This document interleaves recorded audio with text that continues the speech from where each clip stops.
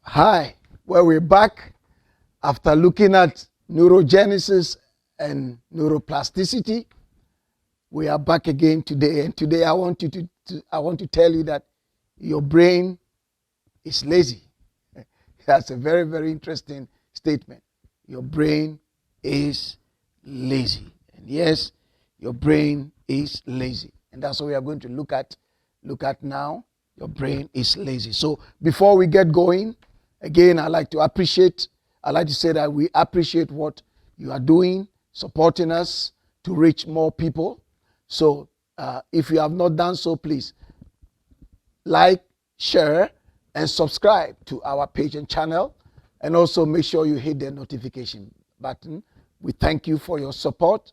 We thank you for what you are doing to make us reach more people.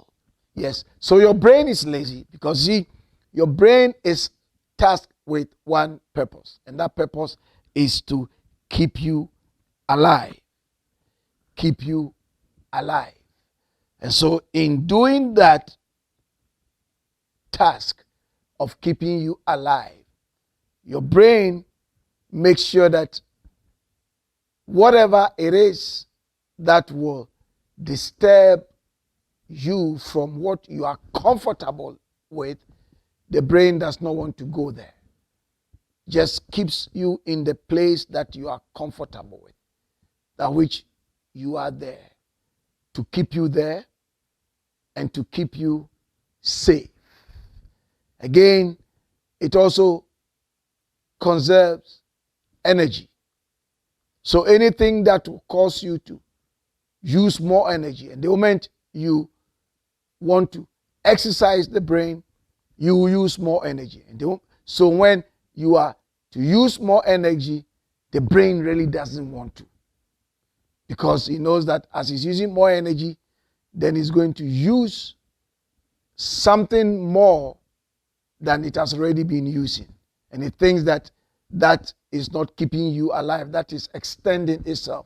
Even though it's created to do that, but because of the survival instinct, because of the survival ability of the brain, it wants to narrow everything down so that you can conserve energy and you can remain in your comfort zone. That's why a lot of people find it difficult to move out of their comfort zone, because their brain is comfortable where they are. Their brain conserves energy. It's not using too much energy. That is where it is. And so the brain is lazy. Now, but to be able to be transformed, to be able to renew your mind, to be able to move to the next level, you have to push yourself beyond the comfort level, beyond the energy that the brain has been using, to tap into more energy and to stretch the brain for the creation and the reorganization of the neurons, to stretch it to reach greater places where the brain has not reached, to put more information where it has not stored, to put more information into the library, to expand it, to visit the virgin side of the brain and cause it to function. They are all there. It will be there. But you have to push yourself. Now, how do we do that? Dr. J.B. Arden has a great formula that he uses. He calls it feed. Feed. And the first word is F. And the F is to focus. So that is, pay attention to the new you that you want to be. Pay attention to the new behavior. Pay attention to the new thought pattern that you want to be. Focus on that. You want to remember it. You want to repeat it. You want to Move on to it. Because anytime you focus on it, anytime you think about it, anytime you express the desire to go in there, the brain reorganizes. And the brain taps into more energy, and the brain reorganizes the neurons to visit certain portions that it has not visited yet, to create new neurons, to create new pathways that it has not created yet, but they are there to be created. So focusing on that, having a mental attention, filling your mind with that thought and that desire to get there. So the first is focus. Then the second is E, the letter E, which is effort. Making the effort, taking steps, putting action, making that effort together. It's not enough talking about it. Talk is cheap. I meet a lot of people that they want to become something, they want to becoming something, but they never put in the effort to want to get there. But in feed, the next one is to put in the effort, to begin to crank it, to begin to start the wheel running.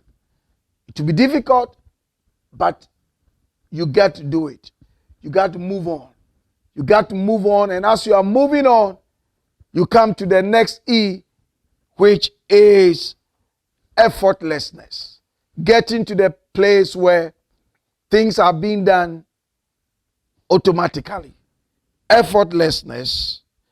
Effortlessness, according to Dr. Arden, is the law of conservation of energy. That's when you get to the place where now you've put in the effort, now the thing is going by itself. You've put it to auto drive. You are conserving energy, which your brain wants to, but to get to the point of conserving the energy, you put in the effort until you get to effortlessness. The point where less energy is used, less protein is used, because you are getting in there. You are moving. You are acting, putting action.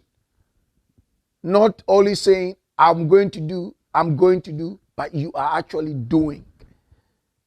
Not only having the picture of that nice body you want to have, but actually getting up to do the exercise. And doing the exercise to the point where you are locked in. Rain or shine, you're going to do it. I remember many years ago, I was going to the gym, and my personal trainer, it has snowed. So the front desk of the gym were calling the people that come to use the gym, that their personal trainer cannot be available or will not be available that day because it had snowed. And so when they got to my name, personal trainer said, don't call him. Ask for him, he will come. Whether it has snowed or not, he will come. As they were talking about it, I opened the door, and there I was coming in. He said, I told you that he will come, because I was determined. I was so determined to have the body that I wanted to have. That was some years back. I was young then, but I was so determined to have that body. So you have to come to the point of effortlessness. And then the last word, D, is determination. Being determined. Being determined. After effortlessness, being determined to keep it. Determined to keep it going. That is the exact thing that will keep the lazy brain to begin to be active, to begin to work. Being determined. Being determined. To move your lazy brain, the process is to feed. Be committed and consistent. Because without commitment, you will never start. And without consistency, you will never finish. You need commitment and you need consistency. And it's up to you to move on, to be committed to be consistent, to be committed, and to be consistent.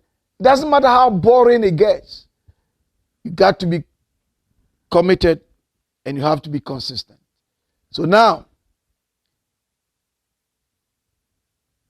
I trust that you let these two words stick with you: committed and consistent. So, please do us a great favor by sharing, by liking, and by subscribing to our page. So until next week, this is your guide and coach, OK Dugan, telling you that there is hope for your future and all things are possible to those who believe. Bless you.